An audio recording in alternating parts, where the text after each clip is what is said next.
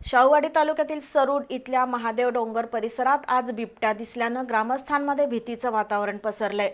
One विभागाच्या पथकानं बिबट्याला पकडण्याचा प्रयत्न केला। या दरम्यान बिबट्यानं केलेल्या हल्ल्यात एक वन कर्मचारी जखमी झालाय। शाहूवाडी तालुक्यातील सरूड गावाशेजारी महादेव डोंगर परिसरात काही शेतकऱ्यांना बिबट्या दिसला। शेतकऱ्यांनी त्याबाबतची माहिती वन विभागाला कळवली। वन विभागाचे नाथा पाटील, अक्षय चौगुले, आशिष पाटील, जयसिंग पाटील, अनिल पाटील यांनी तातडीनं घटनास्थळी धाव घेतली। बिबट्याला रेस्क्यू करण्याचे त्यांनी प्रयत्न सुरू केले। त्याच दरम्यान बिबट्यानं अचानक पाठीमागून वन कर्मचारी आशिष पाटील यांच्यावर हल्ला केला।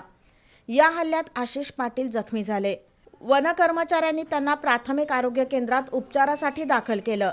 दरम्यान बिबट्यानं चकवा देत शिंपे गावाच्या दिशेनं पलायन केलं। या घटनेमुळे सरूड परिसरात भीतीचं वातावरण पसरले। बिबट्याचा वावर असल्यानं नागरिकांनी सतर्क राहावं, रात्री अपरात्री एकट्यानं घराबाहेर पडू नये असं आवाहन वन विभागानं केलंय। वन विभागाकडून त्या बिबट्याचा शोध सुरू असून परिसरात गस्त वाढवली आहे।